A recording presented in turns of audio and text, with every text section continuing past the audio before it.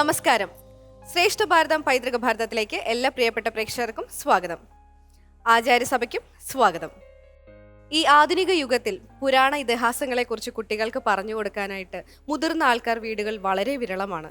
ഒരുപക്ഷെ പണ്ടൊക്കെ ഇത്തരം കഥകൾ കുട്ടികൾക്ക് പറഞ്ഞു കൊടുത്തിരുന്നത് മുത്തശ്ശിമാരായിരുന്നിരിക്കും. ശ്രേഷ്ഠ ഭാരതം പൈതൃക ഭാരതം എന്ന ഈ ഒരു ഷോ നമ്മുടെ കൂട്ടുകാർക്കൊക്കെ ഒരു മുത്തശ്ശിയുടെ സ്ഥാനത്താണ് കണ്ടുവരുന്നത്. ഇന്ന് പങ്കെടുക്കാൻ വന്ന എല്ലാ കുട്ടികൾക്കും അവരുടെ പെർഫോമൻസ് മാക്സിമം നല്ല രീതിയിൽ തന്നെ പ്രകടിപ്പിക്കാനായിട്ട് സാധിക്കട്ടെ എന്ന് പ്രാർത്ഥിച്ചുകൊണ്ട് നമുക്ക് ആരംഭിക്കാം.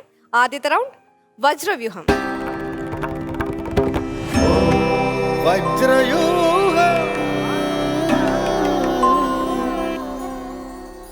വജ്രവ്യൂഹത്തിന്റെ ഇന്നത്തെ എപ്പിസോഡിൽ ആരാണ് ഈ വേദിയിലേക്ക് ചോദ്യങ്ങളെ നേരിടാനായിട്ട് എത്തുന്നത് നമുക്ക് നോക്കാം. ശരത്തേട്ടാ, ഇന്ന് എത്തുന്നത് അമൃത വിദ്യാലയം കൊടുങ്ങല്ലൂരിൽ നിന്നും ആനന്ദ് ജയപ്രകാശ് ആൻഡ് പാർവണ അനീഷ്.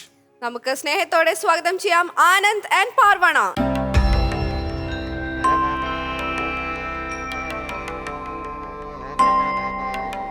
പാർവണ, ആനന്ദ്, എങ്ങനെയുണ്ടായിരുന്നു നമ്മുടെ കഴിഞ്ഞ എപ്പിസോഡൊക്കെ കഴിഞ്ഞിട്ട് റെസ്പോൺസ് ഒക്കെ? അത്രേ ഉള്ള അടിപൊളിയാണോ? ഇവിടെ വളരെ നന്നായിരുന്നു. എന്തെങ്കിലും ടിപ്സ് ഒക്കെ കണ്ട പ്രേക്ഷകർ എന്തെങ്കിലും പറഞ്ഞു തന്നോ? സ്റ്റേജിലേക്ക് ഇപ്പൊ ഇങ്ങനെ ചെയ്യണം, അങ്ങനെ ചെയ്യണം, ഇങ്ങനെ സംസാരിക്കണം പറഞ്ഞു തന്നുണ്ടോ? എന്താണ് അതില് എടുത്തിരിക്കുന്ന ടിപ്പ്? ഇപ്രാവശ്യം വരുമ്പോ എന്ത് ചെയ്യണം എന്നാണ് പ്രതീക്ഷിക്കുന്നത് എക്സ്ട്രാ ആയിട്ട്? എന്താണെങ്കിലും സ്റ്റേജിൽ നിൽക്കുമ്പോൾ നല്ല സ്മാർട്ടായിട്ട് ഒച്ചയിലൊക്കെ സംസാരിക്കാൻ പറഞ്ഞു തന്നുണ്ടോ? എന്നിട്ട് എന്താ സംസാരിക്കാത്ത? പിന്നെ ഈ കൊച്ചിന്റെ അടുത്ത് അധികം സംസാരിക്കാൻ പറ്റില്ല, മറ്റേ ഈ തായിക്കൊണ്ടൊക്കെ അറിയുന്ന ആളാണ്ട് അല്ലേ?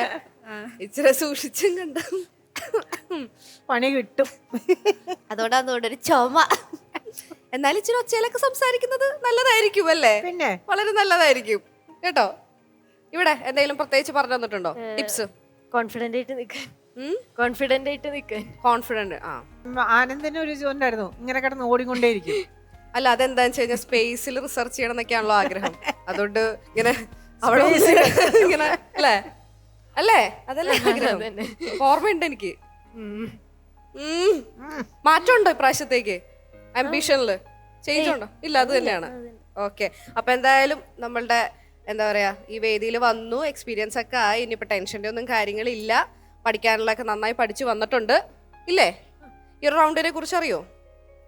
എന്താണ് അറിയാ? പകിട റൗണ്ട്. ഓ, ഭാഗ്യം. അപ്പൊ പകിട ഇട്ടിട്ടാണ് നമ്മൾ സബ്ജക്ട് എന്താണെന്ന് തീരുമാനിക്കുന്നത്. എന്നിട്ട് പകിട ഇട്ട് നമുക്കൊരു നമ്പർ കിട്ടും. ആ നമ്പറിന് പിന്നിൽ ഒളിഞ്ഞിരിക്കുന്ന സബ്ജക്റ്റ് നമുക്ക് നമ്മുടെ ക്വിസ് മാസ്റ്ററുടെ അടുത്ത് കൊടുക്കുമ്പോൾ ക്വിസ് മാസ്റ്റർ എന്ത് ചെയ്യും? അതിനെ ബേസ് ചെയ്തിട്ട് ഒരു 7 ചോദ്യങ്ങൾ നിങ്ങളുടെ അടുത്ത് ചോദിക്കും. 7 ചോദ്യങ്ങളിൽ 4 ഓപ്ഷൻസ് ഉണ്ടായിരിക്കും. ഉത്തരം പറയാൻ നിങ്ങൾക്ക് കിട്ടുന്ന സമയം 30 സെക്കൻഡ് ആയിരിക്കും. 30 സെക്കൻഡിന് ശേഷം ശരിയുത്തരായാലും തെറ്റുത്തരായാലും മാർക്ക് തരില്ല. ഈ 30 സെക്കൻഡിനകത്ത് ശരി ഉത്തരം പറഞ്ഞു കഴിഞ്ഞാൽ 10 പോയിന്റ്സും, തെറ്റായ ഉത്തരമാണെങ്കിൽ മൈനസ് പോയിന്റ്സ് ഒന്നും ഇല്ല. പിന്നെ എടുത്തു ചാടി പറയരുത്. ടൈമർ സ്റ്റാർട്ട് ചെയ്താൽ മാത്രമേ പറയാൻ പറ്റുള്ളൂ. എല്ലാം റെഡി അല്ലേ? ഇനിയിപ്പോൾ ഏതാ സബ്ജക്റ്റ് നോക്കാം. അപ്പൊ വരൂ.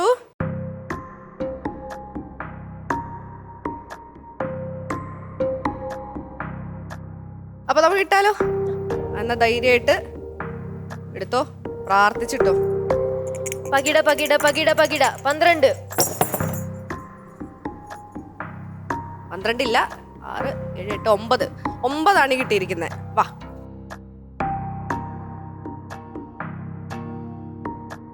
ഓക്കെ, ഇനി നമുക്ക് 9ന്റെ പിന്നിൽ എന്താണെന്ന് നോക്കാം.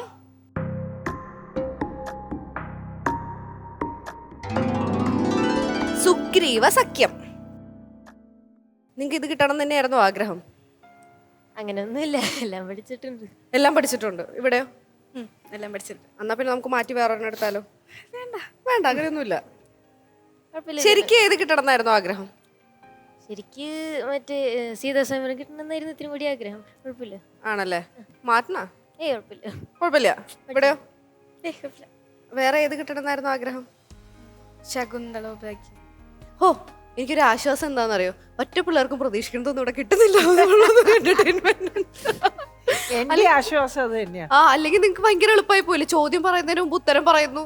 എന്തൊരു അവസ്ഥയായിരുന്നേന് അല്ലേ? ഇങ്ങനെ ടെൻഷനൊക്കെ വേണം. എന്നാലും ഇങ്ങനെ അങ്ങനെയൊക്കെ വേണോ? ഓൾറെഡി ഉണ്ട് ടെൻഷനൊക്കെ. ഓക്കെ, ഇനി ഞാനായിട്ട് ടെൻഷൻ കൂട്ടുന്നില്ല. ഞാനിവിടെ നിന്ന് നിങ്ങൾക്ക് ടെൻഷൻ കൂടുവാണെങ്കിൽ നമുക്ക് നമ്മുടെ ക്വിസ് മാസ്റ്റർ വിളിച്ചാലോ? ടെൻഷൻ കുറച്ച് നിങ്ങളുടെയൊക്കെ വിശേഷങ്ങളൊക്കെ ചോദിച്ച് സ്നേഹിച്ച് ചോദ്യം ചോദിക്കുന്ന ഒരാളെ നമുക്ക് സ്വാഗതം ചെയ്യാം. വിധുബാല ചേച്ചി.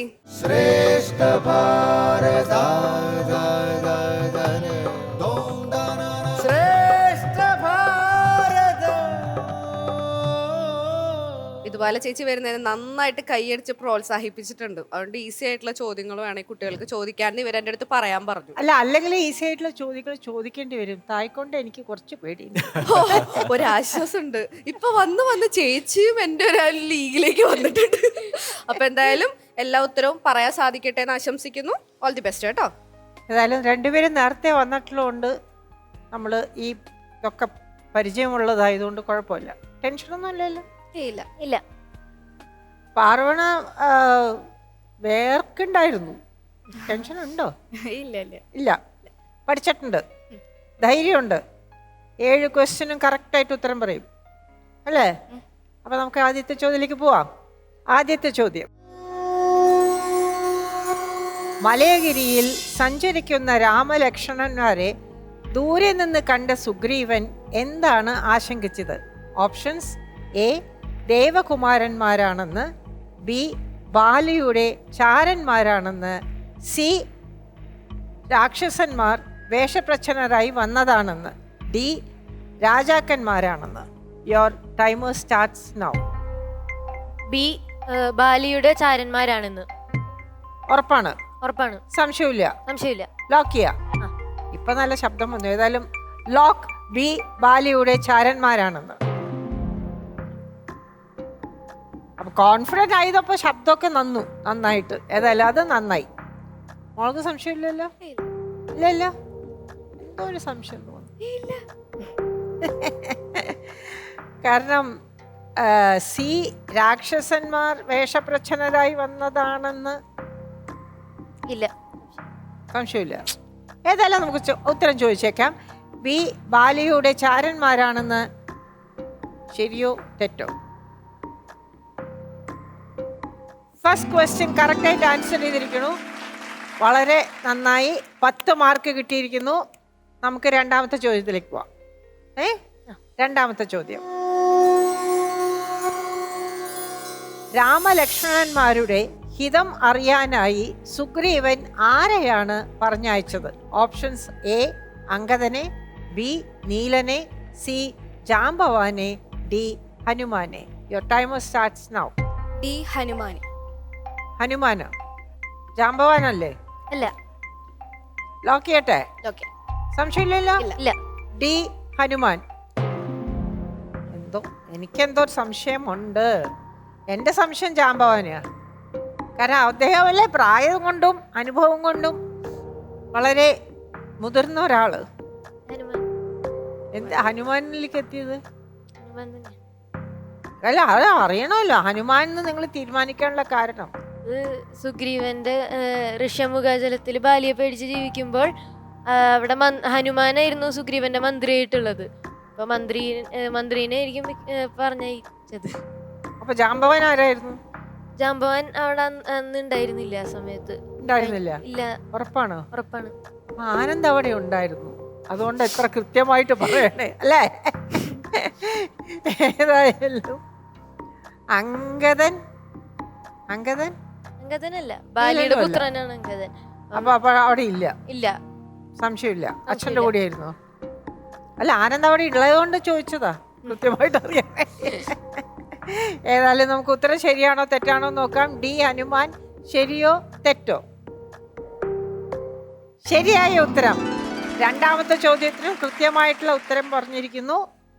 10 പോയിന്റ്സ്. അപ്പോൾ 20 മാർക്കായി. അപ്പോൾ ഇതിലെ സ്പേസ് റിസർച്ച് ആണല്ലോ ഏറ്റവും വലിയ ആഗ്രഹം ആനന്ദിന്.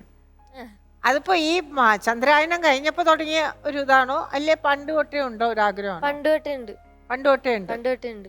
സ്പേസിൽ എന്താണ്, ആസ്ട്രോനോട്ട് ആയിട്ട് പോകണം എന്നാണോ, ആസ്ട്രോണമി പഠിക്കണം എന്നാണോ? ഈ പ്ലാനറ്റ്സിനൊക്കെ കുറിച്ച് പഠിക്കാൻ, പ്ലാനറ്റ്സ്, സ്റ്റാർസ്, ആസ്ട്രോണമിയെ കുറിച്ച് പഠിക്കാൻ. അതിനെ പറ്റി. അപ്പൊ സ്പേസ് റിസർച്ച് എന്ന് പറയുമ്പോൾ ആസ്ട്രോണമിയെ കുറിച്ചാണ് വേണ്ടത്. ആസ്ട്രോണറ്റ് ആവണമെന്നില്ല, പോണമെന്നില്ല അല്ലേ അങ്ങോട്ട്? അതെന്തേ, പേടിയുണ്ടോ? ചെറുതായിട്ട്. ഇപ്പൊ വലുതാകുമ്പോ ചിലപ്പോ പേടി പോയിന്ന് വരും. അല്ലേ? ആ. അപ്പോൾ ഒരു കൈ നോക്കാം. ഏതായാലും എനിക്ക് മോളോട് ചോദിക്കാൻ ഒരു ചെറിയ പേടിയാണ് എല്ലാത്തിനോടും. പാർവണേ, നമുക്ക് ഏതായാലും മൂന്നാമത്തെ ചോദ്യം കഴിഞ്ഞിട്ട് ഞാനൊരു സാധനം വെച്ചിട്ടുണ്ട്.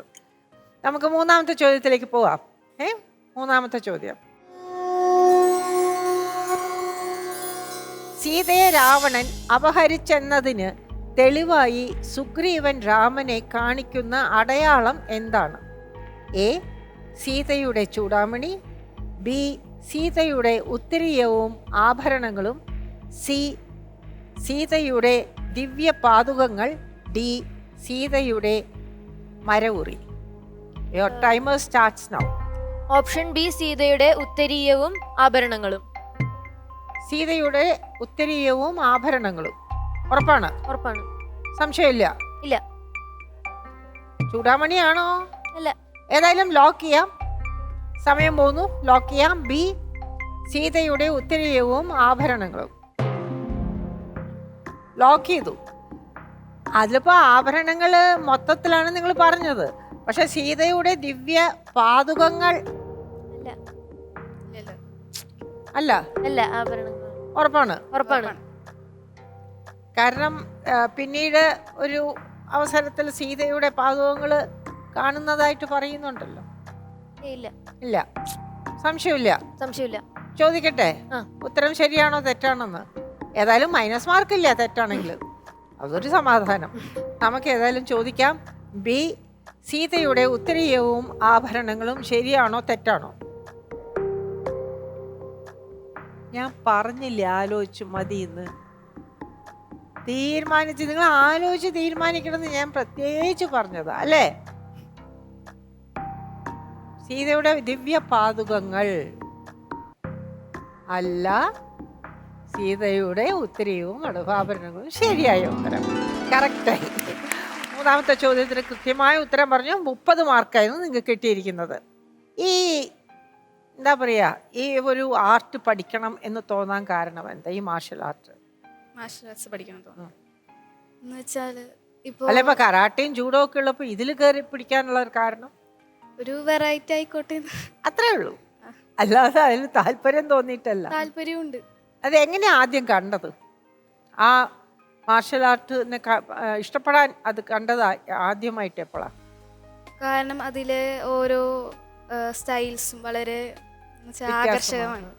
അല്ല, ഞാൻ ചോദിച്ചത് ഇത് എപ്പോഴും ഏത് പ്രായത്തിലാണ് ഇത് കണ്ടത് ആദ്യമായിട്ട്? നമ്മളൊരു മാർഷൽ ആർട്ട് കാണുമ്പോൾ ജൂഡോയും ഇത് നമ്മൾ നിരന്തരം നമ്മൾ ടി വിയിലും ഒക്കെ കാണുന്നുണ്ട്. ഇത് എവിടുന്നാ കണ്ടേ? ഇത് അങ്ങനെ ചോദിച്ചാല് കണ്ടതല്ല, പിന്നെ പഠിക്കാൻ വായിച്ചറിഞ്ഞാണോ? അല്ല, ഇതിലൊരു താല്പര്യം തോന്നുന്നെങ്കിൽ നമ്മളത് കാണണമല്ലോ. ഒരു ഡാൻസ് പഠിക്കണം തോന്നുമ്പോൾ കുച്ചിപ്പുടി ഉണ്ട്, ഭരതനാട്യം ഉണ്ട്, മോഹിനിയാട്ടം ഉണ്ട്, കഥക്ക് ഉണ്ട്. നമ്മൾ അതിലത്തെ ഏതെങ്കിലും ഒരു സ്റ്റൈൽ കാണും, ആ ഒഡിസി ഇത് നല്ലതാണ്, എനിക്ക് വേണമെന്ന് തോന്നിട്ട് നമ്മൾ തുടിക്കും. അതിലത്തെ നമ്മൾ അതിലൊരു ഹീറോ വേർഷിപ്പ് പോലെ നമുക്കൊരാൾ ഇഷ്ടപ്പെട്ടിട്ടാവാം. എങ്ങനെ വേണമെങ്കിലും നമുക്കൊരു ആർട്ടിനോടോ ഇല്ലെങ്കിൽ ഒരു കലയോട് നമുക്ക് ആകർഷണം വേണമെന്നുണ്ടെങ്കിൽ അത് കാണണമല്ലോ അല്ലേ? കണ്ടിട്ടില്ല? കണ്ടിട്ടുണ്ട്. ഏഷ്യൻ ഗെയിംസ് കാണാറുണ്ട്. അതാണ് നേരത്തെ ചോദിച്ചത് ഞാൻ, എങ്ങനെയാണ് ഇതിനോട് ഒരു താല്പര്യം തോന്നാനുള്ള, അതിനെ ആകർഷിക്കാനുള്ള കാരണം എന്താണെന്ന് ചോദിച്ചത്. ഏഷ്യൻ ഗെയിംസിൽ കണ്ടിട്ടാണ് അത് ഇഷ്ടമായത്. അപ്പൊ എത്ര കൊല്ലമായി പഠിക്കുന്നു? ഇപ്പോ ഒരു 1.5 കൊല്ലായി. 1.5 കൊല്ലായി. അപ്പൊ ഇതില് എങ്ങനെയാണ്? മറ്റേലൊക്കെ ബ്ലാക്ക് ബെൽറ്റ്, ബ്രൗൺ ബെൽറ്റ്, അങ്ങനത്തെ പല ബെൽറ്റുകളും ആണല്ലോ. ഇതിലും എങ്ങനെയാ? ഇതിലും അതേപോലെ തന്നെ ബെൽറ്റുകളൊക്കെ ഉണ്ട്. ബെൽറ്റുകളാണ്. അത് എങ്ങനെയാ ക്രമം? എങ്ങനെയാ? ആദ്യം വൈറ്റ് ബെൽറ്റ്, എന്നിട്ട് യെല്ലോ ബെൽറ്റ്, അത് കഴിഞ്ഞിട്ട് yellow green, green green blue, blue blue red. ഓ, അപ്പൊ വ്യത്യാസമുണ്ട്. മറ്റുള്ള ഇതേപോലെ വെറും ആദ്യം അതിൽ വൈറ്റ് ബ്രൗൺ അങ്ങനെയല്ലേ പോവുക? ഇതിന് വ്യത്യാസം കരാട്ടയിലൊക്കെ, ഇതിലും വേറെ കുറച്ച് വ്യത്യാസമുണ്ട് അല്ലേ?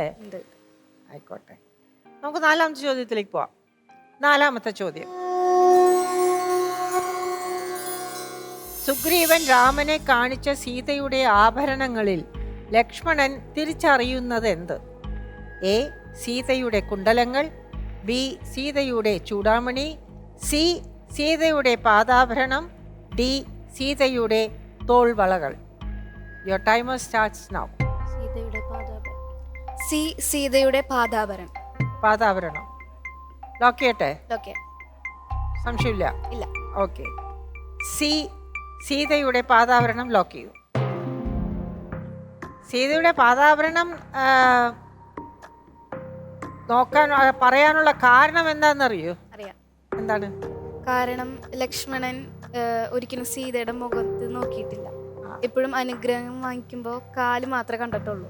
അത് മാത്രമല്ല, എന്നും പുറകേന്നാണ് സീത ലക്ഷ്മണൻ നടക്കുക. അപ്പൊ കാല് മാത്രമാണ്. ഏതായാലും ഈ പറഞ്ഞത് ശരിയാണോ തെറ്റാണോ എന്നുള്ളത് നമുക്ക് നോക്കാം. സീതയുടെ പാദാഭരണം ശരിയോ തെറ്റോ? ശരിയാണ്, ശരിയായ ഉത്തരമാണ്. അത് ഇതുകൊണ്ടാണ് അത്രയ്ക്കും ഭവ്യതയുള്ള ആ ഒരു എന്താ പറയുക, രാമനോടും സീതയോടുമുള്ള ഭക്തി ലക്ഷ്മണൻ്റെ പ്രകടിപ്പിക്കുന്ന ഒരു രംഗമാണിത്. കാരണം രാമൻ കണ്ണിൽ വെള്ളം നിറച്ചിട്ട് ആഭരണങ്ങൾ കണ്ടപ്പോൾ സീതയുടെ ആണോ എന്ന് പോലും മനസ്സിലാക്കാൻ കഴിയില്ല. കണ്ണ് പെട്ടെന്ന് ബ്ലേഡായിപ്പോയി എന്നാണ് പറയുന്നത്. ഒരു വേർഷനാണ്, എല്ലാത്തിലും ഉണ്ടോയെന്നറിയില്ല. അപ്പോൾ ലക്ഷ്മണനോട് ചോദിക്കുമ്പോൾ പറഞ്ഞു, ഇത് ഞാൻ തിരിച്ചറിയുന്നു, കാരണം അത് മാത്രമേ കണ്ടിട്ടുള്ളൂ എന്ന് പറയുന്നു. അതിമനോഹരമായിട്ടുള്ള വികാരഭരിതമായിട്ടുള്ള ഒരു രംഗമാണത്. ഭയങ്കര ഒരു വായിക്കുമ്പോൾ അതിന് നമ്മളറിയാതെ നമ്മളുടെ കണ്ണിൽ വെള്ളം വന്നു പോകും. ഏതായാലും നമുക്ക് അഞ്ചാമത്തെ ചോദ്യത്തിലേക്ക് പോവാം. അഞ്ചാമത്തെ ചോദ്യം. ബാലിക്ക് പ്രവേശനം നിഷിദ്ധമായ സ്ഥലം ഏതാണ്? എ ഋഷ്യമൂകാചലം, ബി ശതശൃംഗം, സി കൈലാസം, ഡി ദണ്ഡകാരണ്യം. Your timer starts now. Option A ഋഷ്യമൂകാചലം. ഋഷ്യമൂകാചലം. ഇതിന് മുമ്പ് ഒരു ക്വസ്റ്റ്യന് കറക്റ്റായിട്ട് പറഞ്ഞിരുന്നു പേര്. ഏതായാലും ലോക്ക് ചെയ്യട്ടെ? എ ഋഷ്യമൂകാചലം ലോക്ക് ചെയ്യൂ. ശരിയാണോ തെറ്റാണോ നോക്കട്ടെ? കാരണം ആ പേര് നേരത്തെ പറഞ്ഞിരുന്നു ആനന്ദ്. ശരിയായ ഇത് ഋഷ്യമൂകാചലം ശരിയോ തെറ്റോ? ശരിയായ ഉത്തരം, കൃത്യമായിട്ടുള്ള ഉത്തരം. ഏതായാലും 5 ക്വസ്റ്റ്യൻ കഴിഞ്ഞു, 50 മാർക്ക് നേടിയിരിക്കുന്നു. Very good. ഇനി എത്ര ചോദ്യങ്ങൾ ബാക്കിയുണ്ട്? 2 ചോദ്യം. 2 ചോദ്യം. ഏതായാലും കൃത്യമായിട്ട് പറയാം. നിങ്ങൾക്ക് ധൈര്യമുണ്ട്, കറക്റ്റായിട്ട് പഠിച്ചു വെച്ചിട്ടുണ്ട്.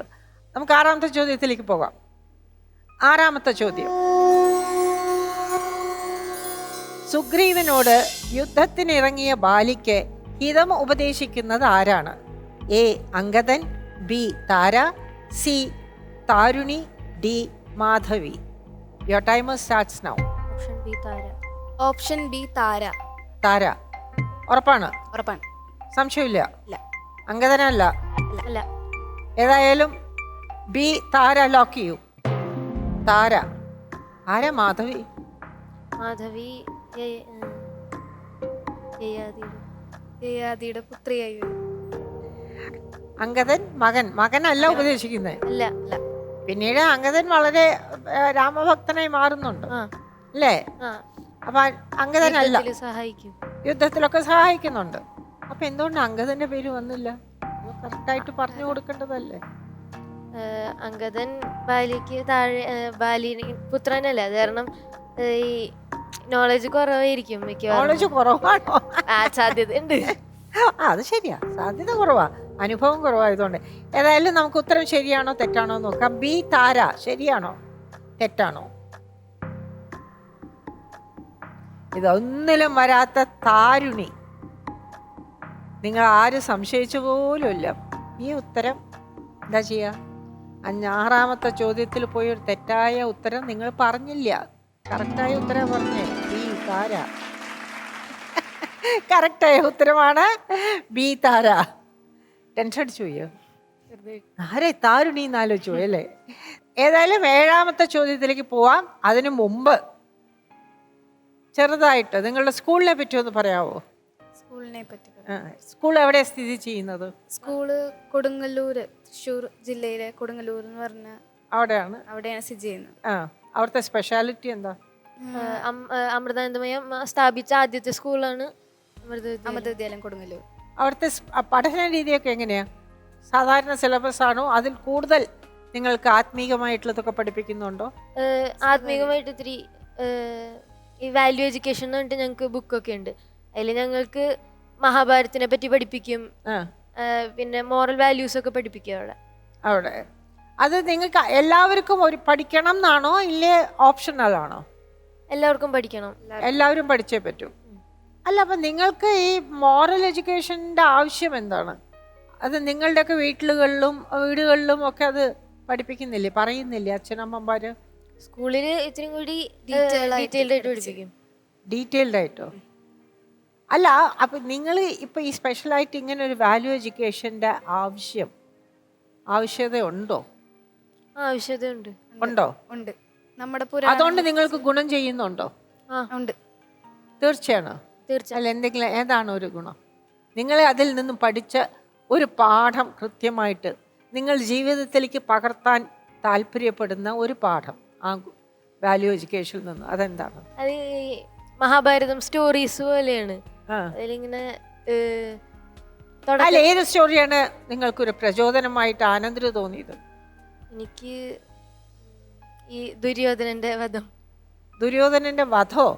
അതാണോ വളരെ പ്രചോദനകരമായിട്ട് തോന്നുന്നത്? അതെന്താണ് അങ്ങനെ പ്രചോദനല്ല, ആ ആ ഒരു എന്താ യുദ്ധം കഴിഞ്ഞല്ലോ, അത് കഴിഞ്ഞ ആ അപ്പൊ അതിന്റെ ഒരു ഇത് പ്രചോദനമല്ല, ആ എന്താ ആ രംഗമാണ് ഇത് കൂടുതൽ ആ ഇഷ്ടപ്പെട്ടത്. രംഗമാണ് ഇഷ്ടപ്പെട്ടത്. എന്നിട്ട് അത് ഒരു വിക്കറ്റ് ഒരു എന്താ പറയുക ദുഷ്ടനെ വധിച്ചു എന്നുള്ളതാണോ? അപ്പൊ ജീവിതത്തിലും അങ്ങനെ അപ്പൊ പോലീസാവാനല്ലേ ആഗ്രഹിക്കണ്ട, പിന്നെ എന്തിനാ പോലീസ്? പോലീസായോ വധിക്കാൻ പറ്റുന്നല്ല ഞാൻ പറഞ്ഞത്, എന്നാലും എന്നെ പിടിച്ച് കൊല്ലും അലക്സാണ്ടർ ഇരിക്കണുണ്ട്. അതില് ഏതായാലും അതാണ് ഇഷ്ടത്. എനിക്ക് പ്രാവണ മഹാഭാരതത്തില് ഭീഷ്മപർവത്തില് കൃഷ്ണൻ കർണനോട് പാണ്ഡവന്റെ ഭാഗത്തേക്ക് വരാനായിട്ട് ചോദിക്കുമ്പോൾ കർണൻ വിസമ്മതിക്കുകയാണ്. അതെ, സ്വന്തം സഹോദരങ്ങളാണെന്ന് അറിഞ്ഞിട്ടും വിസമ്മതിക്കുകയാണ്. കാരണം ദുര്യോധനോടുള്ള കടപ്പാട്. അത് വലിയൊരു ലെസൺ ആയിട്ട് എനിക്ക് തോന്നിയിട്ടുണ്ട്. നന്നായിട്ട് തോന്നിയിട്ടുണ്ട്. വളരെ നന്നായിട്ട്. എനിക്കിത് കൂടുതൽ പഠിക്കണം. കാരണം ഈ കടപ്പാട് ശരിയാണോ തെറ്റാണോ എന്നുള്ളതിന് ഒരുപാട് ചർച്ച നടക്കുകയാണ്. ഇങ്ങനത്തെ ഓരോന്നിനും ഒരുപാട് കാര്യങ്ങളുണ്ട്. നിങ്ങൾ കൂടുതൽ ഇതിനെക്കുറിച്ച് മനസ്സിലാക്കണം. അതിന് വേണ്ട കുറേ കാര്യങ്ങൾ ഈ കോമ്പറ്റീഷന് വേണ്ടി മാത്രം നിങ്ങൾ പഠിച്ചുകൊണ്ട് കാര്യമില്ല. ഇത് ജീവിതത്തിലേക്ക് പകർത്തണം. അതിൽ പഠിക്കുന്ന അതിൻ്റെ പുറകിലുള്ള ആ വികാരങ്ങളും ആ ശരിയായ തെറ്റും എന്നുള്ള ആ ഒരു കോൺസെപ്റ്റ് നിങ്ങൾ മനസ്സിലാക്കി വേണം നിങ്ങളുടെ ജീവിതത്തിൽ മുമ്പോട്ടുള്ള ജീവിതത്തിൽ തീരുമാനങ്ങൾ എടുക്കാൻ. തീരുമാനം എടുക്കുമ്പോൾ ഈ വക കാര്യങ്ങളെല്ലാം വളരെ നിങ്ങളെ ഉപകരിക്കുന്ന ഒരു കാര്യമാണ് കേട്ടോ. ഏതായാലും നമുക്ക് അവസാനത്തെ ചോദ്യമായ 7ാമത്തെ ചോദ്യത്തിലേക്ക് പോവാം. 7ാമത്തെ ചോദ്യം, ബാലിയുടെ പത്നിയായ താര ആരുടെ പുത്രിയാണ്? എ സുന്ദന്റെ, ബി ശുതശ്രവസിന്റെ, സി തുഷേനന്റെ, ഡി മയന്റെ. Your timer starts now.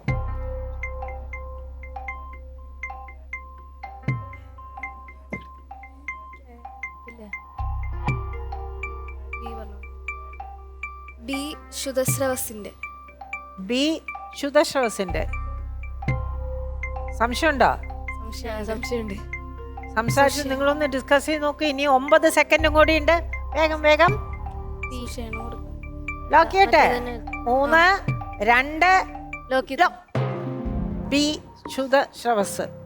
B ശുതശ്രവസ് lock ചെയ്തിരിക്കുന്നു. മയനല്ലേ? നിങ്ങൾക്ക് ആരോടാ സംശയം തോന്നിയത്?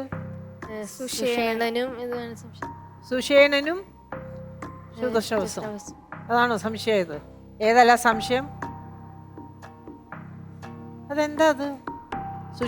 മയനും ഉണ്ട്, അതുകൊണ്ടാണ്. എന്തുകൊണ്ടത് ഈ സുശേഷനായിട്ട് സംശയം തോന്നാൻ കാരണം? പേരിനോടുള്ള സാമ്യത കൊണ്ടാണോ? പേരിനോടുള്ള സാമ്യത. അതുകൊണ്ടാണ് കൺഫ്യൂഷൻ ആയത്. ഏതായാലും ആ കൺഫ്യൂഷൻ നമുക്ക് തീർക്കാം. ബി ശുതശ്രവസിന്റെ എന്നുള്ള ഉത്തരം ശരിയോ തെറ്റോ? ബി ശുതശ്രവസ് തെറ്റായ ഉത്തരമായിരുന്നു. സി സുഷേനന്റെ ആയിരുന്നു കറക്റ്റ്. പേര് അതാ ഡിസ്കസ് ചെയ്യൂ എന്ന് പറഞ്ഞു കഴിഞ്ഞാൽ. ഏതായാലും 7 ചോദ്യങ്ങളിൽ 1 ചോദ്യം നിങ്ങൾ തെറ്റായ ഉത്തരം പറഞ്ഞിരിക്കുന്നു. അവസാനത്തെ ചോദ്യമായ വളരെ കുഴപ്പമില്ല, അതൊന്നും സാരമില്ല. നമുക്ക് ഇതിന് മുമ്പുള്ള റൗണ്ടിൽ അല്ല ഇനി വരുന്ന റൗണ്ടുകളിലൊക്കെ അത് പിടിക്കാം, പ്രശ്നമില്ല. 60 മാർക്ക് നേടിയിരിക്കണം. അയ്യോ കുട്ടി സങ്കടപ്പെടുകയൊന്നും വേണ്ട, നല്ല മാർക്കാണ്. ഏതായാലും 60 നിങ്ങൾ ഇത് പഠിക്കണം, പഠിച്ചിട്ടുണ്ട്, നിങ്ങൾ വളരെ വ്യക്തമായിട്ട് പഠിച്ചിട്ടുണ്ട്. പക്ഷെ പേരുകൾ നമ്മൾ ആർക്കായാലും വരും കൺഫ്യൂഷൻ. സാരമില്ല, 60 മാർക്ക് കിട്ടിയിട്ടുണ്ട്. നമുക്ക് വരുന്ന ചേച്ചി വിളിക്കാം. ഇല്ല എന്താ രണ്ടുപേരും ഉത്തരം പറയാൻ വിളിക്കാം. വിളിക്കട്ടെ? വിളിക്കാം. ഇല്ലെങ്കിൽ പാവല്ലേ വരതേ.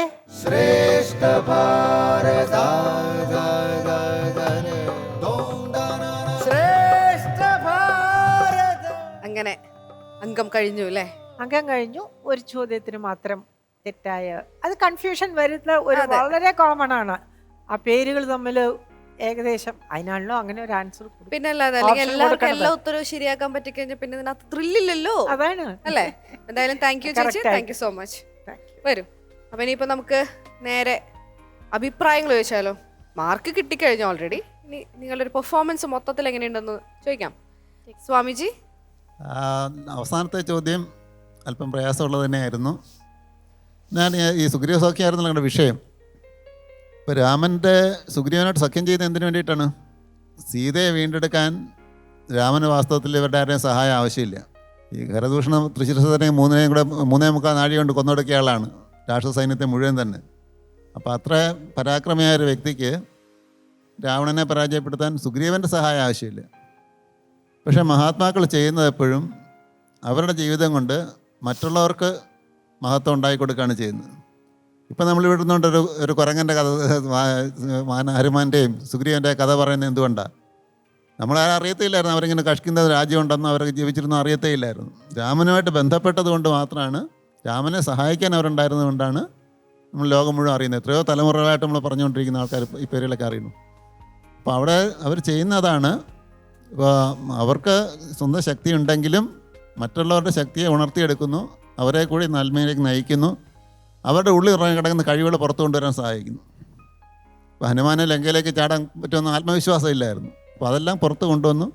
ഹനുമാനെ ലോകപ്രശസ്തനാക്കി തീർത്തു, സുഗ്രീവനെ രാജാവാക്കി തീർത്തു.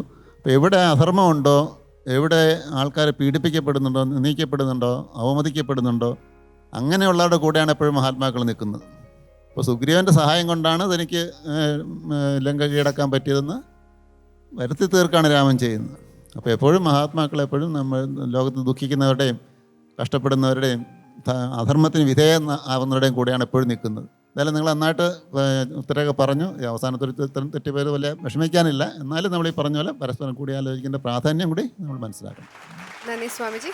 വിശ്വനാഥൻ സർ, രാമൻ്റെ അവതാരം തന്നെ മനുഷ്യനായി ഭൂമിയിൽ അവതരിച്ചത് മർത്യശിക്ഷാർത്ഥം എന്ന് പറയും, മനുഷ്യനെ പഠിപ്പിക്കാൻ വേണ്ടിയിട്ടാണ്.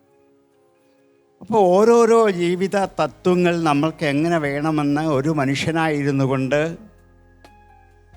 ഈശ്വരൻ മനുഷ്യനായി അവതരിച്ച് നമ്മെ പഠിപ്പിക്കുക. അതിൽ ഭക്ഷ്യം ചെയ്യുന്നത് എങ്ങനെ വേണം എന്ന് പഠിപ്പിക്കാൻ വേണ്ടി തന്നെയാണ് ഈ ഒരു ലക്ഷ്യത്തിലേക്ക് പോയത്. ഇപ്പം സുഗ്രീവനുമായി ഒരു ഭക്ഷ്യമുണ്ടാക്കാൻ ആരുടെയും സഹായമൊന്നും രാമൻ ആവശ്യമില്ല, സുഗ്രീവനെ അറിയുകയും ചെയ്യാം. പക്ഷേ അവിടെ ഭക്തിയുടെ പ്രതീകമായ ഹനുമാനെ ഒരു ഉപകരണമായി ഉപയോഗിച്ചു കൊണ്ടാണ് ഈ ഭക്ഷ്യത ഉണ്ടാക്കിയെടുക്കുന്നത്.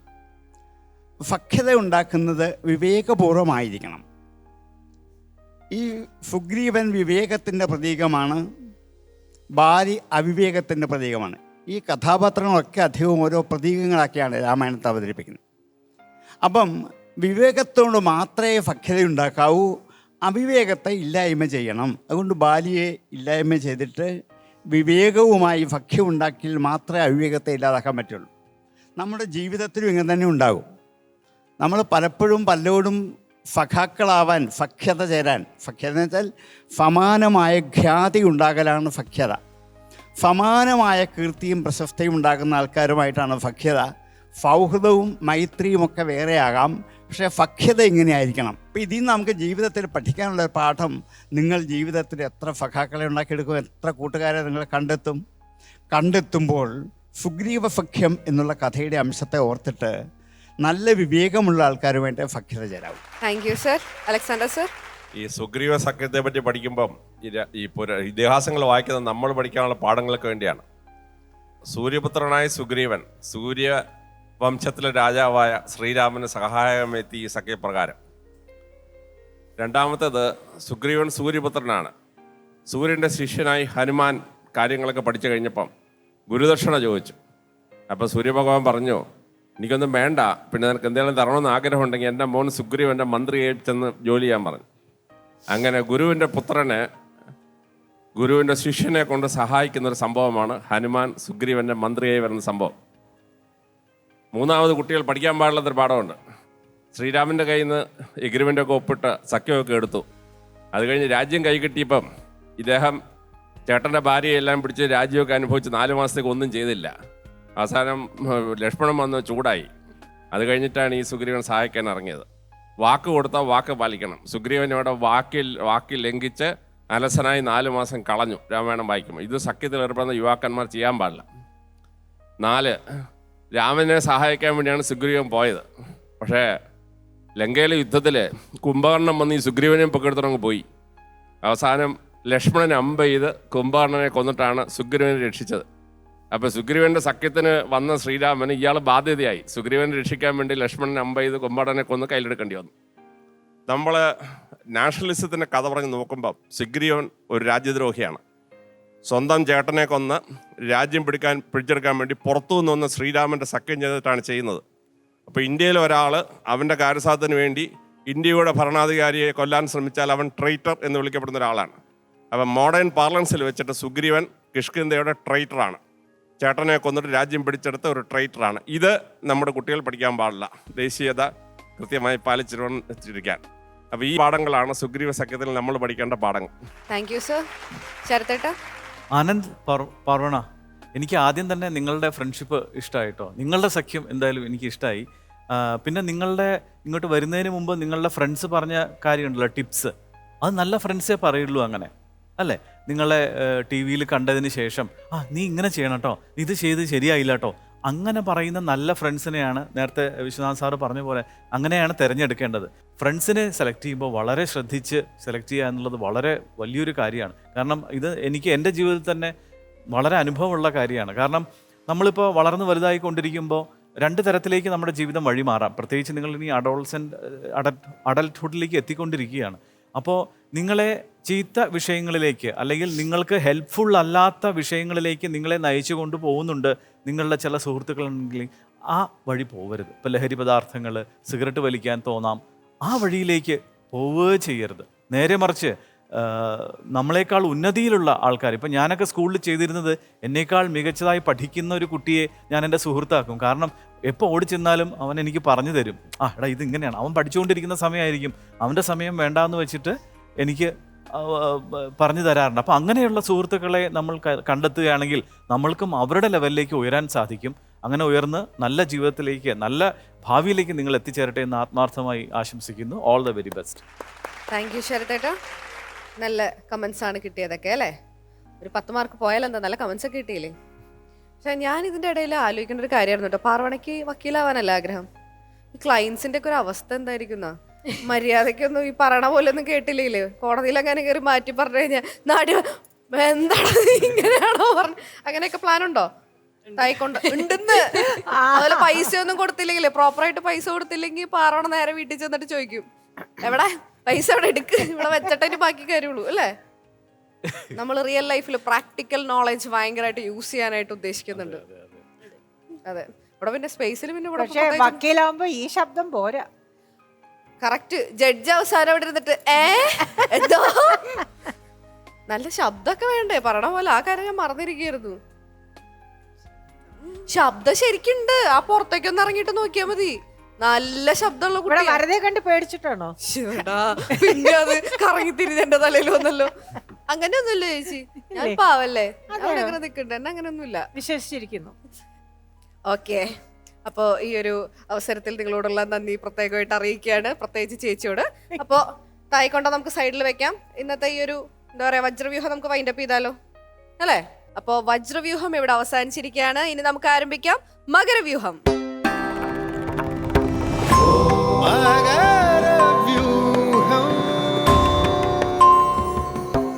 മകരവ്യൂഹത്തിന്റെ ഇന്നത്തെ ഈ ഒരു വേദിയിൽ ആരാണ് ഇവിടെ പെർഫോം ചെയ്യാൻ വരുന്നത് നമുക്ക് നോക്കാം. ശരത്തേട്ടാ. അമൃത വിദ്യാലയ കൊച്ചിയിലെ വിദ്യാർത്ഥികളാണ് ഇന്ന് എത്തുന്നത്. നമുക്ക് സ്വാഗതം ചെയ്യാം അമൃത വിദ്യാലയം കൊച്ചി.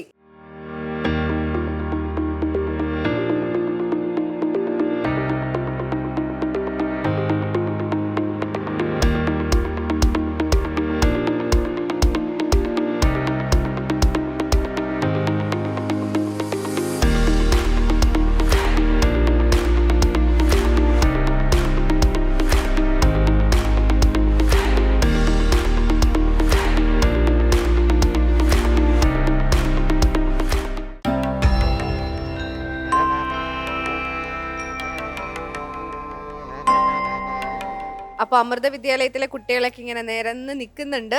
നമുക്ക് ഒരു സൈഡിൽ നിന്ന് അങ്ങ് പരിചയപ്പെട്ടാലോ? ഇവിടെ നിന്ന് തുടങ്ങാം. അന്നപൂർണ ബി പൈ, ആണോ? എത്രാം ക്ലാസ്സിലാ? 7th. മോള് അമ്മയ എത്രാം class? 8th. Sree Pranav 8th. Navneet +1. Okay Meera +1. Okay. അപ്പം നല്ല രീതിയിൽ പ്രാക്ടീസ് ഒക്കെ ചെയ്ത് അടിച്ചു പൊളിച്ചാണ് വന്നിരിക്കുന്നത്. ടെൻഷൻ ഉണ്ടോ ആർക്കെങ്കിലും? ഉണ്ടോ? ഇതെന്തോ ഒരു അനക്കമില്ലാത്ത? ഒന്നുമില്ല. അങ്ങനെ പ്രത്യേകിച്ച് ഒരു വികാരവും ഇല്ല. ടെൻഷനും ഇല്ല, സന്തോഷവും ഇല്ല, എക്സൈറ്റ്മെന്റും ഇല്ല അല്ലേ? ഇല്ല. നല്ലതാ. മറ്റേ ഈ സ്വാമിമാരും സന്യാസിമാരൊക്കെ സ്വീകരിക്കുന്ന ഒരു പ്രത്യേക തരം അവസ്ഥയിലാണ് ആ ഡ്രസ് ഇട്ടപ്പോ തൊട്ട്. അങ്ങനെ അമിതമായ സന്തോഷമോ അമിതമായ ദുഃഖമോ എക്സൈറ്റ്മെന്റോ ഒന്നുമില്ല അല്ലേ? അങ്ങനെയൊന്നുമില്ല. വായ തുറന്നൊന്ന് സംസാരിച്ച് നോക്കട്ടെ. എന്ത് സംസാരിക്കാൻ? ഒന്ന് ശബ്ദം പുറത്തേക്ക്. എനിക്ക് നിന്റെ ശബ്ദം കേൾക്കാൻ കൊതിയായിട്ട് പാടില്ല. എന്റെ പേര് നവനീത്. നന്നായി, നല്ലതാ. ഇനി ഈ ഭാഗത്ത് ആർക്കെങ്കിലും ടെൻഷൻ ഉണ്ടോ? ഇവിടെ തീരെ ഇല്ലാതെ എനിക്കറിയാം. ഞാൻ വന്നപ്പോ തൊട്ട് തീരെ ഇല്ലാത്ത ഒരാളാണ് അല്ലേ? അവള് അടിപൊളിയായിട്ട് ചെയ്യാൻ വേണ്ടിട്ട് റെഡി ആയിട്ട് നിൽക്കുകയാണ്. ഈ വേഷം ആരെടുത്ത് തന്നെ സെലക്ട് ചെയ്തത് ആരാ? ഈ ക്യാരക്ടറിന് ടീച്ചറാണ്. ഇതിൽ ആരൊക്കെ മുമ്പ് അഭിനയിച്ചിട്ടുണ്ട്? പിന്നെ ആരുമില്ല, എല്ലാവരും ആദ്യമായിട്ടാണ്. ആഹാ. അപ്പൊ സീനിയർ ആർട്ടിസ്റ്റ് എന്തൊക്കെയാണ് ഉപദേശങ്ങളൊക്കെ കൊടുത്തിരിക്കുന്നത്? ഉപദേശങ്ങളായിട്ട് അങ്ങനെ ഒന്നുമില്ല. അന്നൊരു സുഹൃത്തിനോട് പറയുന്ന പോലെ എന്തൊക്കെ പറഞ്ഞു കൊടുത്തു? നന്നായിട്ട് ചെയ്യണം. നമ്മൾ എനിക്ക് ചെയ്യാൻ പറ്റില്ല എന്ന് നമ്മൾ ഇങ്ങനെ വിചാരിച്ചുകൊണ്ടിരിക്കാൻ പാടില്ല.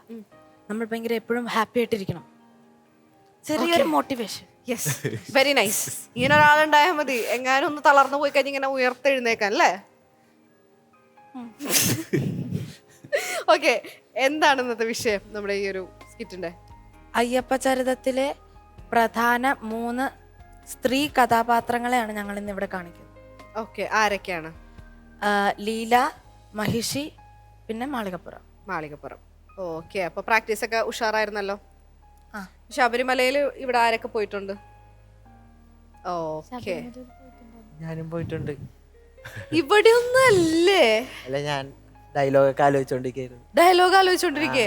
എന്നാ പിന്നെ ഇനി മുതൽ നമ്മൾ ആദ്യം ചോദ്യം ചോദിക്കുന്നില്ല. ഇവര് നേരെ ഡയലോഗ് കഴിഞ്ഞിട്ട്. അപ്പൊ ശരി, ഈ ഒരു സെഷൻ കഴിഞ്ഞ് നമ്മളുടെ ഈ സ്കിറ്റ് കഴിഞ്ഞാൽ സംസാരിക്കുമോ? സംസാരിക്കാനല്ല, എപ്പോഴും സംസാരിക്കാം. അപ്പൊ ഡയലോഗ് ആലോചിക്കണ്ടല്ലോ. കുഴപ്പമില്ലല്ലോ. കുഴപ്പമില്ല. അപ്പൊ നമുക്ക് ഇതിന് ശേഷം നമുക്കൊരു പിടുത്തം പിടിക്കാം അല്ലേ? തൽക്കാലത്തേക്ക് ഇവിടെ നിങ്ങളെ വെറുതെ വിടാം. ഞാൻ നിങ്ങളുടെയൊക്കെ ടെൻഷൻ ഒന്ന് കുറയ്ക്കാമെന്ന് വിചാരിച്ചിട്ടാണ് ഓരോ കാര്യങ്ങൾ ഇങ്ങനെ ചോദിച്ചിങ്ങനെ ഈ സ്റ്റേജിൽ നിർത്തി കുറച്ച് നേരമൊക്കെ ഇങ്ങനെ ഒന്ന് സെറ്റ് ആവാൻ വേണ്ടി സംസാരിക്കണം. അപ്പോൾ അവരെന്നെയും കൂടെ ടെൻഷനാക്കി ഇനി ഞാൻ എന്തെങ്കിലും ചോദിച്ചാലാണോ പ്രശ്നം എന്നുള്ള അവസ്ഥയിലേക്ക് എന്നെ കൊണ്ടുവന്നു. എന്തായാലും കുഴപ്പമില്ല. നമ്മുടെ ഈ ഒരു റൗണ്ടിലെ റൂൾസ് അറിയാവോ? ഇനി അതാലോചിച്ച് ഇനി തലപോയിക്കേണ്ട. സിമ്പിളായിട്ടുള്ള റൂൾസ് ആണ്. 7 മിനിറ്റിനകത്താണ് നമ്മുടെ ഈ ഒരു പെർഫോമൻസ് വരേണ്ടത്. മാക്സിമം 5 പേർക്ക് പെർഫോം ചെയ്യാം. 3 കാര്യങ്ങളെ ബേസ് ചെയ്തിട്ടായിരിക്കും നിങ്ങളുടെ മാർക്ക് ഇടുന്നത്. ഡയറക്ഷൻ, സ്ക്രിപ്റ്റ്, പിന്നെ നിങ്ങളുടെ അഭിനയം. 70 മാർക്കിലാണ് ടോട്ടൽ ഈ ഒരു പ്രോഗ്രാം ഇവാലുവേറ്റ് ചെയ്യുന്നത്. അതിൽ 20 മാർക്ക് വെച്ചിട്ട് വിധുബാല ചേച്ചിയും ശരത്തേട്ടനും മാർക്കിടും. ബാക്കി 3 പേരും 10 മാർക്കിലായിരിക്കും മാർക്ക് ഇടുന്നത്. ഇത്രയൊക്കെയുള്ളൂ. Very simple. ഓക്കെ അല്ലേ? സെറ്റ് അല്ലേ? അപ്പോൾ പിന്നെ നമുക്ക് തുടങ്ങിയാലോ? All the very best. ധർമ്മത്തിന് ക്ഷയം സംഭവിച്ച കാലം. ത്രിമൂർത്തികളുടെ ശക്തി ഒന്നു ചേർന്ന് ദത്തൻ ജനിക്കുന്നു. ത്രികാലജ്ഞാനിയായ ഗാലവ മഹർഷി. അദ്ദേഹത്തിന് ഒരു പുത്രി ജനിച്ചു, ലീല. അവൾ അതിസുന്ദരിയായി വളർന്നു. ദത്തൻ ലീലയെ വിവാഹം കഴിച്ചു. ലൗകിക സുഖങ്ങളിൽ ഒട്ടും താല്പര്യമില്ലാത്ത ദത്തൻ ലീലയുടെ ആഗ്രഹത്തിനൊത്ത് മാറാത്തതിൽ അവൾ കോപിഷ്ഠയായി. എനിക്ക് ഈ ലൗകിക ജീവിതം നയിക്കാൻ സാധിക്കില്ല. എൻ്റെ അവതാരോദ്ദേശം പൂർത്തീകരിക്കണം. എന്നിൽ നിയുക്തമായത് സന്യാസ ജീവിതമാണ്. പത്നി, എന്താണ് പ്രഭു? ഭവതിയോട് ഞാൻ അതിപ്രധാനമായൊരു കാര്യം പറയാൻ പോവുകയാണ്. ഞാൻ പറയുന്നത് ഭവതി എപ്രകാരം സ്വീകരിക്കുമെന്ന് എനിക്കറിയില്ല. അങ്ങ് പറയുന്നത് എന്തും ഞാൻ സ്വീകരിക്കില്ലേ? പറഞ്ഞാലും പ്രഭു. എനിക്ക് ഈ ഗൃഹസ്ഥ ജീവിതം മുന്നോട്ട് കൊണ്ടുപോകാൻ സാധിക്കുകയില്ലെന്ന് ബോധ്യമായിരിക്കുന്നു. എൻ്റെ മാർഗവും ലക്ഷ്യവും സന്യാസമാണ്. അങ്ങ് എന്താണ് ഈ പറയുന്നത്? ഞാൻ അങ്ങയുടെ പട്ടമഹിഷിയല്ലേ? എന്നെ എങ്ങനെ അങ്ങേക്ക് ഉപേക്ഷിക്കാൻ കഴിയും? ഈ പവിത്രമായ ബന്ധം അതൊരിക്കലും അവസാനിക്കുന്നതല്ല. അതൊരു വാഗ്ദാനമാണ്. എനിക്കറിയാം ഭവതി, പക്ഷേ ഇങ്ങനെ ജീവിക്കുന്നതിൽ അർത്ഥമില്ലെങ്കിൽ പിന്നെ എന്തിനാണ്? എനിക്ക് ഈ ലൗകിക ജീവിതവുമായി മുന്നോട്ട് പോകാൻ സാധിക്കുന്നില്ല. ഭവതി എന്നെ മനസ്സിലാക്കിയാലും. എനിക്കത് സ്വീകാര്യമല്ല. ഞാൻ അങ്ങയുടെ പട്ടമഹിഷിയാണെന്ന് ഓർമ്മ വേണം. മഹിഷി എന്ന് ആവർത്തിക്കുന്ന നീ അടുത്ത ജന്മത്തിൽ മഹിഷിയായി ജനിക്കട്ടെ. അങ്ങയുടെ ശാപമേറ്റ് ഞാൻ മഹിഷിയായി ജനിക്കുകയാണെങ്കിൽ ദത്ത, നീ അടുത്ത ജന്മം മഹിഷനായി ജനിക്കട്ടെ. ദത്തന്റെ ശാപമേറ്റ് അസുര രാജാവായ കരമ്പന്റെ മകളായി ലീല പുനർജനിക്കുന്നു. അവളെ മഹിഷി എന്ന് നാമകരണം ചെയ്യുന്നു. മഹിഷി ദേവന്മാരെ ഇല്ലായ്മ ചെയ്യാൻ തീരുമാനിച്ചു. ദേവന്മാരെ എതിർക്കുക നിസ്സാരമായിരുന്നില്ല. ഇതു മനസ്സിലാക്കിയ മഹിഷി ബ്രഹ്മാവിൽ നിന്നും വരം ലഭിക്കാൻ തപസ് ആരംഭിച്ചു. വർഷങ്ങൾ നീണ്ട തപസ് അനുഷ്ഠിച്ചിട്ടും ബ്രഹ്മാവ് പ്രീതിപ്പെടുന്നില്ല. അതിനാൽ മഹിഷി അഗ്നിയിൽ ജീവത്യാഗം ചെയ്യാൻ തീരുമാനിച്ചു. കഠിന തപസ്സിന്റെ ഫലമായി ബ്രഹ്മാവ് പ്രത്യക്ഷപ്പെട്ടു. ഭവതിയുടെ തപസ്സിൽ ഞാൻ സംപ്രീതനായിരിക്കുന്നു. പ്രണാമം ബ്രഹ്മദേവ. മഹിഷി, എന്ത് വരമാണ് നിനക്ക് വേണ്ടത്? എനിക്ക് ഇന്ദ്രനെ വധിച്ച് ദേവലോകത്തെ രാജ്ഞിയാവണം. എൻ്റെ ശരീരത്തിന്റെ ഓരോ കൂപത്തിലൂടെയും മഹിഷങ്ങൾ പുറത്തു വരണം. ഞാൻ ആരാലും വധിക്കപ്പെടരുത്. നിന്റെ അവസാനത്തെ ആവശ്യം അസാധ്യമാണ്. അമരത്വം വരമായി നൽകാൻ നമുക്കാവില്ല. എങ്കിൽ ബ്രഹ്മദേവ, ഹരിയുടെയും ഹരന്റെയും പുത്രനായി ജനിച്ച് 12 സംവത്സരം മനുഷ്യരുടെ ഇടയിൽ ജീവിച്ച ഒരുവന് മാത്രമേ എന്നെ വധിക്കാനാവൂ എന്നെ അനുഗ്രഹിച്ചാലും. തഥാസ്തു. നന്ദി ബ്രഹ്മദേവ.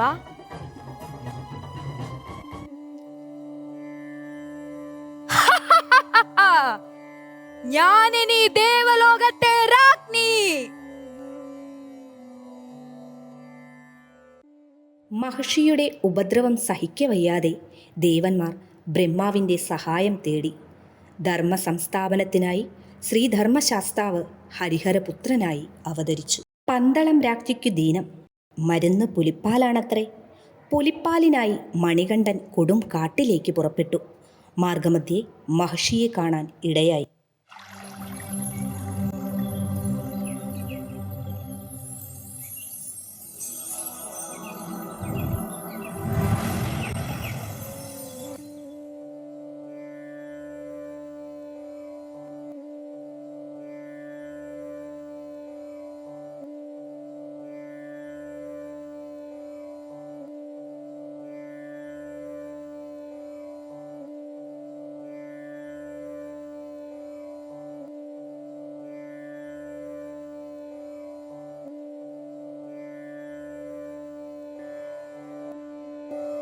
ഈ കോമളവദനായ യുവാവ് ആരാണ്? നിൽക്കൂ. നമ്മുടെ മാർഗത്തിന് വിഘ്നമുണ്ടാക്കാതെ മാറി നിന്നാലും. എന്നോട് മാറി നിൽക്കാൻ ആജ്ഞാപിക്കാൻ നീ ആര്? മാറി നിൽക്കൂ, നാം പോകട്ടെ. നിനക്ക് ഇത്ര ധിക്കാരമോ? കൊട്ടാരത്തിൽ എത്രയും വേഗം തിരിച്ചെത്തേണ്ടതുണ്ട്. മാറി നിൽക്കൂ. വെറും യുവാവായ നിനക്ക് ഇത്ര ധൈര്യമോ? അതും ഒറ്റയ്ക്ക്? വരൂ, നമ്മോട് യുദ്ധം ചെയ്ത് നമ്മെ പരാജയപ്പെടുത്തൂ. അതിന് സാധിച്ചാൽ നിനക്ക് പോകാം. ഭവതിയുടെ ആഗ്രഹം പോലെ.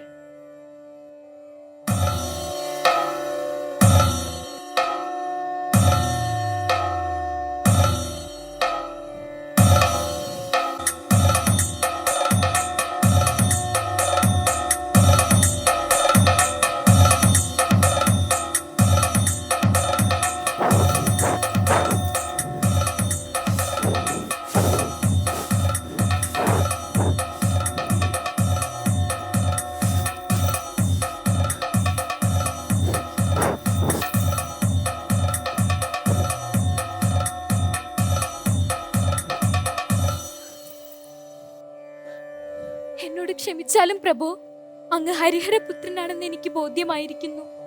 എന്റെ തെറ്റുകുറ്റങ്ങൾ പുറത്ത് അടിയനെ അനുഗ്രഹിച്ചാലും. പ്രണാമം പ്രഭു. ഭവതി നമ്മെ സഹോദരസ്ഥാനീയനായി കാണുക. ദേവി എന്റെ ഇടതുഭാഗത്ത് മഞ്ചമാത എന്ന പേരിൽ ആരാധിക്കപ്പെടുന്നതായിരിക്കും. എന്നോട് കനിവുണ്ടായാലും പ്രഭു, നമ്മെ പത്നിയായി സ്വീകരിച്ചാലും. നാം നൈഷ്ഠിക ബ്രഹ്മചര്യം അനുഷ്ഠിക്കുന്നവനാണ് ദേവി. എന്നെ മനസ്സിലാക്കിയാലും പ്രഭു, നമ്മെ സ്വീകരിച്ചാലും. എങ്കിൽ എന്നെ കാണാൻ കന്നി അയ്യപ്പന്മാർ വരാതിരിക്കുന്ന കാലത്ത്, ശരം കുത്തിയിൽ കന്നി അയ്യപ്പന്മാർ തറയ്ക്കുന്ന ഒരു ശരം പോലും ഇല്ലാതെ വരുന്ന കാലത്ത് ഭവതിയുടെ അഭ്യർത്ഥന നാം പരിഗണിക്കുന്നതായിരിക്കും. സമാധാനിക്കൂ. ആ പുണ്യദിനത്തിനായി നാം കാത്തിരിക്കാം പ്രഭു.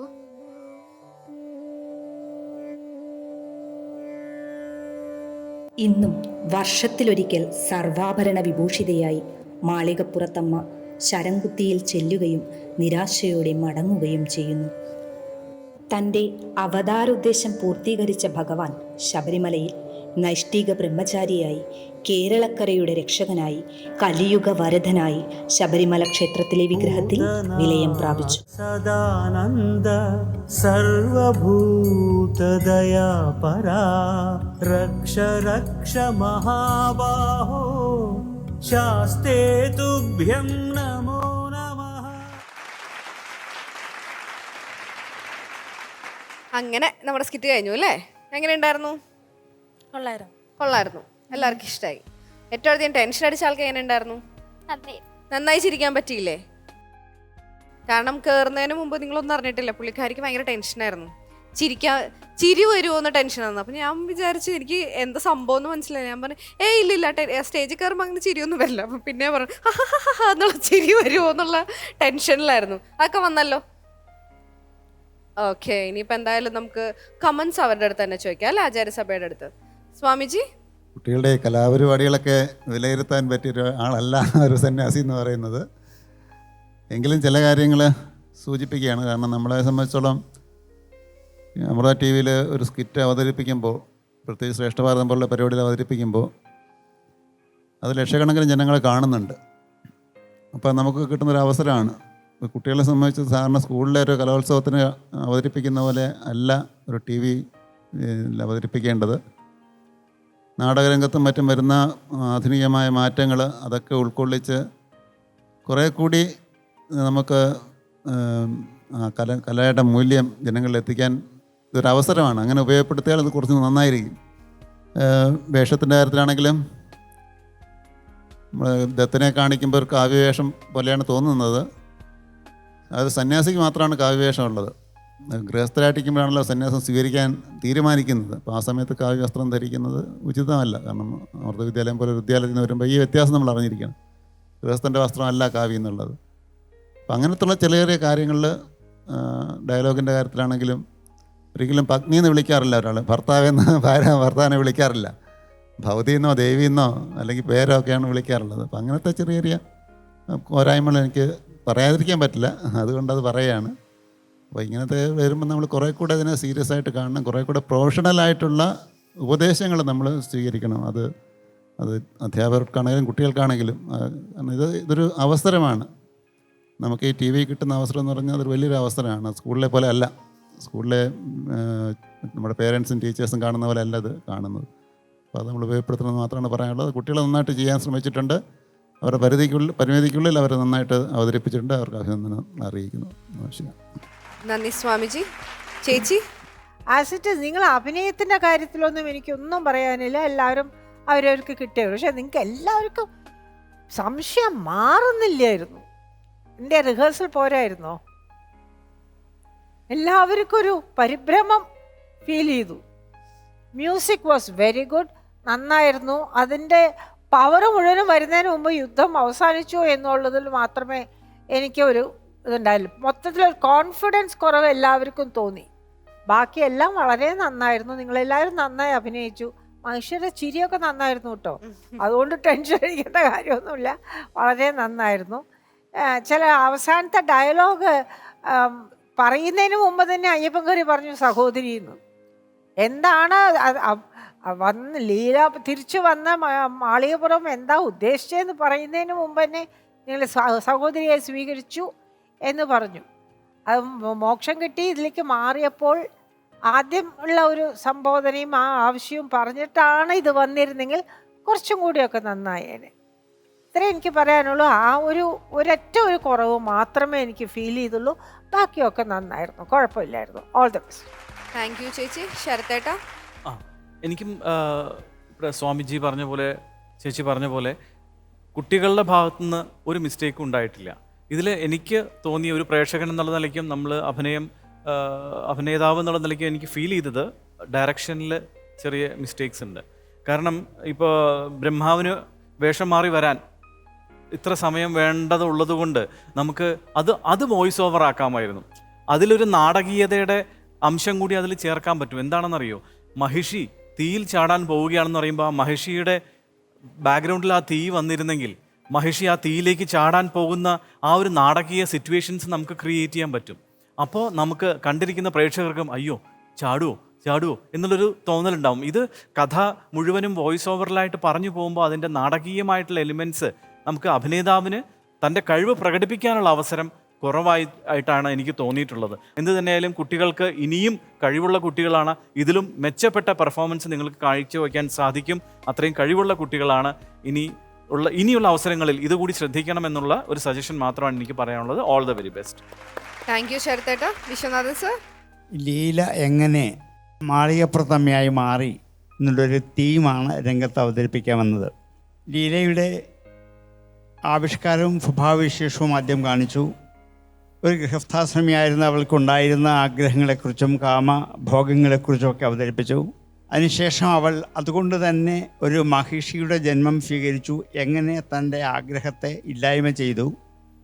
അതിൽ നിന്നും അവൾ മാളികപ്പുറത്തമ്മ എന്ന ഉത്കൃഷ്ടമായ ഒരു ദേവിയുടെ കഥാപാത്രത്തേക്ക് മാറി തീർന്നു എന്നുള്ള ഒരു വലിയ 3 പശ്ചാത്തലങ്ങൾ രംഗത്ത് കാണിക്കാനാണ് വാസ്തവത്തിൽ ഈ ഒരു ചെറിയ ഡ്രാമ ഉദ്ദേശിച്ചത്. ആ ഉദ്ദേശ്യം ഏതാണ്ട് സഫലമായിട്ടുണ്ട്. അത് കുഴപ്പമില്ല. അതിന് ജീവിതത്തിലേക്ക് വേണ്ട ഒരു സന്ദേശവും തന്നു കഴിഞ്ഞു. അമിതമായ ഭോഗാസക്തിയും കാമവും ഇതേപോലെയുള്ള ദുർജന്മങ്ങൾക്ക് കാരണമായി തീരുമെന്നും അതിനെ പരിഹരിച്ച് മുമ്പോട്ട് കൊണ്ടുപോകാൻ ഈശ്വരഭക്തി കൊണ്ട് മാത്രമേ പറ്റുള്ളൂ എന്നും കാണിച്ച ഒരു തീമും അതിൻ്റെ അകത്ത് മനോഹരമായി അവതരിപ്പിച്ചു. നന്നായി. ഏറ്റവും അധികം ഉത്കൃഷ്ടമായ ഒരു ഭാവത്തിലേക്ക് വന്നു. പക്ഷേ ഇത് പൂർണ്ണമാണ് എന്നല്ല പറയുക. ഇതിനെ കുറച്ചുകൂടി നിങ്ങൾക്ക് പരിഷ്കരിച്ച് നന്നാക്കി എടുത്ത് ഒരു നല്ല തീമാക്കി നിങ്ങൾക്ക് മാറ്റി രംഗത്ത് അവതരിപ്പിക്കാൻ കഴിയും. അതിന് ഈ ഒരു രംഗം നിങ്ങളെ പ്രചോദിപ്പിക്കട്ടെ, അതിന് പ്രോത്സാഹനം ഉണ്ടാകട്ടെ എന്ന് പ്രാർത്ഥിക്കുന്നു. Thank you sir. Alexander sir? കുട്ടികളുടെ പ്രായത്തിന് വളരെ നല്ല പെർഫോമൻസ് ആയിരുന്നു. കുട്ടികളുടെ അഭിനയത്തിലും വളരെ മികവുണ്ടായിരുന്നു. അപ്പോൾ ഈ മഹിഷിക്കും മഹിഷത്തിനൊരു പ്രത്യേകതയുണ്ട്. ഹിന്ദു ശാസ്ത്രപ്രകാരം മരണത്തിൻ്റെ ദേവനായ യമൻ വരുന്ന ആളാണ് ഈ മഹിഷം. പോത്തിൻ്റെ പുറത്താണ് ഈ യമൻ വരുന്നത്. അപ്പോൾ ഈ മഹിഷിയും മഹിഷനും എരുമയും പോത്തായിട്ട് വരുന്നൊരു സാഹചര്യം യമദേവൻ്റെ അല്ലെങ്കിൽ മരണത്തിൻ്റെ ദേവനുമായി ബന്ധപ്പെട്ടതാണ്. അപ്പോൾ ശനിദോഷത്തിൽ നിന്ന് പരിഹരിക്കുന്ന അയ്യപ്പൻ, ആയുസിൻ്റെ പ്രശ്നത്തിൽ നിന്ന് പരിഹാരക്രിയയുള്ള രക്ഷ നൽകുന്ന ആളാണ് അയ്യപ്പൻ. ആ അയ്യപ്പൻ മരണത്തിൻ്റെ ദേവൻ സഞ്ചരിക്കുന്ന യമദേവൻ സഞ്ചരിക്കുന്ന മഹിഷവും മഹിഷിയായി വന്ന ആളിൽ നിന്ന് മാളികപ്പുറത്ത് സൃഷ്ടിക്കുന്നത് രസകരമായ ആ സ്ക്രിപ്റ്റ് എഴുതിയ ആൾ അത് ഉൾപ്പെടുത്തണമെങ്കിൽ ഈ കഥയ്ക്ക് അതിൻ്റെ ഫിലോസഫിക്കൽ ഗ്രേറ്റ്നെസ് കിട്ടുള്ളൂ. അങ്ങനെ മഹിഷത്തെ സംഹരിച്ച് വരികയാണ്. അപ്പോൾ ഈ മാളികത്തമ്മയെ അനുഗ്രഹിക്കുന്ന ഭാഗം നമ്മുടെ പുരാണത്തിലില്ലാത്തതാണെങ്കിലും ഈ ഐതിഹ്യങ്ങളിൽ വളരെ കൃത്യമായിട്ട് പറയുന്നുണ്ട്. ഒരു ലോങ് ഡയലോഗാണ്. ആ ഡയലോഗ് ഇച്ചിരി ചുരുങ്ങിപ്പോയി. പൂർണ്ണമായ ആ ഡയലോഗ് ഐതിഹ്യത്തിലെ മുഴുവൻ കൊണ്ടുവരുന്നത് വളരെ നല്ലതാണ്. ഇനി പുരാണത്തിലും ഐതിഹ്യത്തിലും ഇല്ലാത്തൊരു പഴമൊഴി അതിൻ്റെ അവസാനം കൊണ്ട് ചേർത്തത് ശരിയായില്ല. അതായത് കന്യയപ്പന്മാർ വരാതിരിക്കുന്ന കാലത്ത് ഞാൻ നിന്നെ കല്യാണം കഴിച്ചോളാം എന്ന് പറയുന്നത് പുരാണത്തിലും ഐതിഹ്യത്തിലും ഇല്ലാത്തതാണ്. അടുത്ത കാലത്തെങ്ങാണ്ട് ഈ അയ്യപ്പൻ്റെ ഭക്തിയുള്ള ആരാണ്ട് ഉണ്ടാക്കിയ ഒരു കഥയാണ്. അത് ഈ പുരാണവും ഇതും പറയുന്ന സ്ഥലത്ത് മിക്സ് ചെയ്യാതിരിക്കുകയാണ് നല്ലത്. അപ്പോൾ അതിൻ്റെ ഫിലോസഫിയും അതിൻ്റെ വേർഡിൻ്റെ ഒരേ സ്വരമുള്ള വാക്കിൽ നിന്നുള്ള ട്വിസ്റ്റും ആ പുനർജന്മവും ഇത് അടുത്ത സ്ക്രിപ്റ്റ് എഴുതുമ്പോൾ ഒന്ന് സൂക്ഷിക്കണേ എന്ന സ്ക്രിപ്റ്റ് റൈറ്ററോട് മാത്രം റിക്വസ്റ്റാണ്. കുട്ടികളുടെ പെർഫോമൻസ് വളരെ നന്നായി. Thank you sir. അപ്പോൾ എല്ലാവരുടെ അഭിപ്രായമൊക്കെ കേട്ട് കഴിഞ്ഞല്ലേ? ഇനിയിപ്പോൾ നേരെ മാർക്ക് ചോദിച്ചാലോ? Swamiji, out of 10? 7 out of 10. 7 out of 10. Viswanathan sir, out of 10? 6.5. 6.5. Alexander sir, out of 10? 8 out of 10. 8 out of 10. Sharateta, out of 20? ഞാൻ 15.5. 15.5. വിധുബാല ചേച്ചി 15 points. 15 points ആണ് തന്നിരിക്കുന്നത്. അപ്പം നമുക്ക് ടോട്ടൽ കിട്ടിയിരിക്കുന്നത് 52 out of 70 ആണ്. അയ്യോ, എല്ലാവരും എന്താ ഇങ്ങനെ നിൽക്കണേ? ഒന്ന് ചൊടി മിടുക്കിലൊക്കെ നിന്നേ. 52 മോശം സ്കോറൊന്നും അല്ല. അല്ല അല്ല എൻ്റെ ദൈവമേ, അങ്ങനെയല്ല. ഒന്ന് സന്തോഷിക്കൂ, ഒന്ന് ചിരിക്കൂ. ഇപ്പം അവർ പറഞ്ഞിട്ടുള്ള എന്തെങ്കിലും നെഗറ്റീവ് കാര്യങ്ങളുണ്ടെങ്കിൽ, കമൻസ് ഉണ്ടെങ്കിൽ പോലും അതെന്തിനായിരിക്കും നെക്സ്റ്റ് സ്റ്റേജിൽ വരുമ്പോൾ അതൊക്കെ കവർ ചെയ്ത് നല്ല രീതിയിൽ മുന്നോട്ടേക്ക് പോകാനല്ലേ. അപ്പോൾ അതിനൊക്കെ അതിൻ്റെതായ സ്പിരിറ്റിൽ എടുത്താൽ മതി കേട്ടോ. ഈ ഒരു കമൻസിൽ നിന്നൊക്കെ ആവേശം ഉൾക്കൊണ്ട് നമ്മൾ തകർക്കാനായിട്ട് വരും അല്ലേ. തൽക്കാലം നമ്മുടെ ഇന്നത്തെ മകരവ്യൂഹം ഇവിടെ അവസാനിക്കുകയാണ്. Thank you so much.